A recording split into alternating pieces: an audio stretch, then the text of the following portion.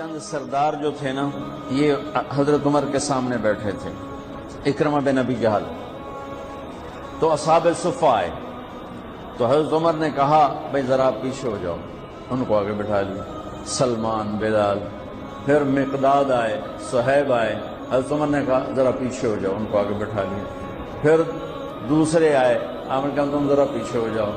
ایسا کرتے کرتے سرداروں کو جوتیوں پہ بٹھا دیا اور غریب غلام آگے بٹھا دیے۔ جب مجلس ختم ہوئی تو حضرت ابو سفیان کہنے لگے آج عمر نے ہمارے ساتھ کیا کیا؟ تو حارث بن ہشام، سہیل بن عمر کہنے لگے کیا کیا؟ کہ دیکھو سرداروں کو جوتیوں پہ بٹھا دیا اور غریبوں کو سامنے بٹھا دیا۔ تو اس پر سہیل بن عمر نے کہا اس میں عمر کا قصور نہیں، ہمارا قصور، ہم نے اسلام لانے میں دیر کی، ہم پیچھے رہ گئے، انہوں نے پہل کی، وہ آگے نکل گئے۔ تو اب ایک دم، حالانکہ یہ بالکل فتح مکہ پہ ایمان لائیں، ان کو نبی کی صحبت کے چند دن ملے ہیں، لیکن ایک ماحول بنا ہوا تھا، اس ماحول کو میں بتا رہا ہوں۔ یہ آپس میں کہنے لگے چلو دنیا کی تو خیر ہے، پیچھے رہ گئے، اگر آخرت میں پیچھے رہ گئے پھر کیا ہوگا؟ اس خیال کا آنا تھا کہ چاروں آگے حضرت عمر کے پاس کہ عمر تم نے ہمیں سامنے سے اٹھا کے جوتیوں پہ بٹھایا، ٹھیک ہے ہم حقدار ہیں، لیکن ہمیں پریشانی یہ ہے کہ ہم چاہتے ہیں کہ آخرت میں تمہارے برابر ہو جائیں، ساتھ ہو جائیں، آگے تو جا نہیں سکتے، پیچھے نہ رہ جائیں، کوئی راستہ ہے؟ حضرت عمر نے فرمایا ان لوگوں نے اللہ کے نام پہ اپنی قربانیاں پیش کی، تم اللہ کے نام پہ اپنی جان پیش کرو، مال پیش کرو، تو تم بھی ان کے ساتھ ہو جاؤ۔ تو یہ کہنے لگے جی بالکل ٹھیک۔ تو یہ سارے قریش کے سردار مکے آئے اور مکے سے بمع خاندانوں کے انہوں نے ہجرت کی، 400 بڑے سردار انہوں نے مکہ چھوڑا۔ جب یہ مکے سے نکلے تو سارا مکہ رو رو کے برا حال کر رہا تھا۔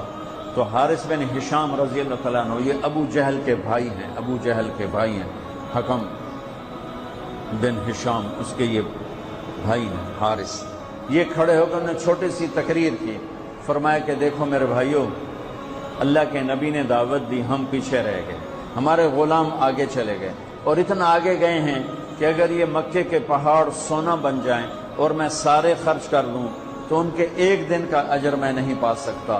میں چاہتا ہوں کہ ہم اپنی جانوں کا نذرانہ پیش کر کے ہم ان کے ساتھ ہو جائیں۔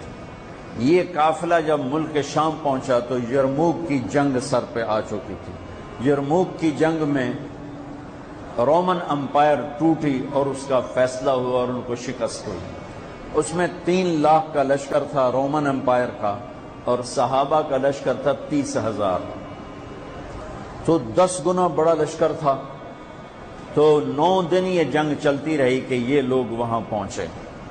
تو ایک دن ایسا ہوا کہ لڑتے لڑتے صحابہ کے قدم اکھڑ گئے اور اہل ایمان دبتے دبتے دبتے اپنے خیموں تک پہنچ کر رومی ان پر چڑھ کے آ رہے تھے، چڑھتے آ رہے تھے، اور ان کے حوصلے پست ہو رہے تھے کہ حضرت اکرمہ بن ابی جہل انہوں نے ایک دم اپنے سر سے لوہے کی ٹوپی کو اتار کے پھینک دی اور اپنی زرہ بھی اتار دی اور اپنی تلوار کی نیام کو بھی توڑ کے پھینک دیا، اور ہاتھ بلند کر کے کہ کوئی ہے میرے ہاتھ پر بیعت کرے موت کی کہ یا اللہ اس ایمان والوں کو فتح دے گا یا ہماری قبریں یہاں بن جائیں گی۔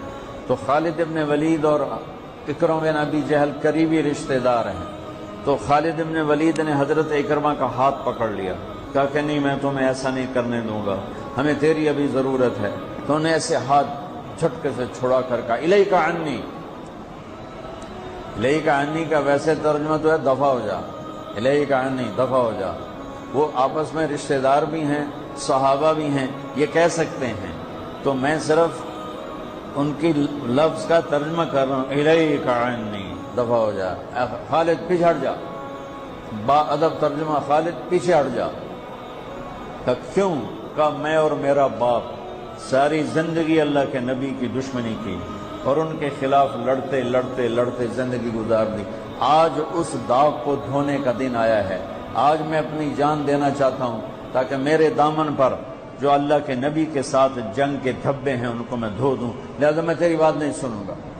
تو ان کے بیٹے عامر بن اکرمہ نے آگے بڑھ کے بیعت کی، زرار بن افزر نے، عبد الرحمن بن ابو بکر نے، عبداللہ بن عمر نے، ابو سفیان نے، حارث بن ہشام نے، سہیل بن عمر نے، ان بڑے بڑے قریشی سرداروں نے، انہوں نے حضرت اکرمہ کے ہاتھ پر بیعت کی اور سب نے اپنی تلواروں کو توڑ دیا، نیاموں کو توڑ دیا، زریں اتار دی، لوہے کی ٹوپیاں اتار دیں اور اللہ اکبر کہہ کر جو گھسے ہیں 400 آدمیوں نے 3 لاکھ کا منہ پھیر دیا اور ان کو ہٹاتے ہٹاتے ہٹاتے ان کے خیموں تک لے گئے۔ لیکن اس سفر میں ان 400 میں چند ہی بچے، باقی سب شہید ہو گئے۔ اور جب رومیوں کے قدم اکھڑ گئے تو حضرت خالد ابن ولید بھاگے، گھوڑے کو دوڑایا اور پیچھے کی طرف آئے کہ وہ دیکھ رہے تھے کہ اکرمہ بھی گر رہا ہے، عمر بھی گر رہا ہے اور فلاں بھی گر رہا ہے، فلاں بھی گر رہا ہے۔ تو یہ جلدی سے بھاگ کے پیچھے آئے تو دیکھا تو ان کے بیٹے تو ختم ہو چکے تھے اور اکرمہ کے تھوڑے سانس چل رہے تھے، تو انہوں نے بیٹے کو یہاں رکھا، اکرمہ کے بیٹے عمر کو، اور حضرت اکرمہ ابو جہل کے بیٹے کا سر اپنی گود میں لے کر تھوڑا پانی منہ میں ٹپکایا نا، تو انہوں نے اس سے آنکھیں کھولی، کہا کون ہو؟ کہا میں خالد ہوں۔ گلے من الدبارہ، کیا فیصلہ ہوا؟ تو خالد نے کہا مبارک ہو، اللہ نے ایمان والوں کو فتح دی۔ کہا اچھا، عمر کو کہہ دینا جو تم نے کہا تھا وہ ہم نے کر دیا۔ آئے ہائے، اور ساتھ ہی جان نکل گئی۔ تو خالد ابن ولید کے ایک دم آنکھوں میں آنسو آئے اور انہوں نے غصے سے کہا کلا زعم ابن الحنتمۃ اللہ نستشہد۔ عرب جب کسی کو پیار سے بلاتے تھے تو باپ کے نام سے، یا ابن عمر، اے عمر کے بیٹے، یا ابن الخطاب، اے خطاب کے بیٹے۔ عزت محبت سے بلانے کے لیے باپ کا نام آتا تھا، اور غصے میں بلانا ہوتا تھا تو ماں کے نام سے، یا ابن سمیہ، یا ابن الحنتمہ۔ یہ ان کی ثقافت تھی کہ غصے میں بلانا ہے تو ماں کے نام کے ساتھ، عزت محبت میں بلانا ہے تو باپ کے نام کے ساتھ۔ یہاں خالد ابن ولید کو عمر پہ غصہ چڑھا ہوا ہے، کلا زعم ابن الحنتمۃ اللہ نستشہد۔ اب خطاب کا بیٹا عمر بن خطاب، یہ نہیں کہا خطاب کا بیٹا، حضرت عمر کی ماں کا نام لے کر کہا کہ اب حنتمہ کا بیٹا یہ نہیں کہہ سکتا کہ ہم نے اللہ کے نام پر اپنی جانوں کا نذرانہ پیش نہیں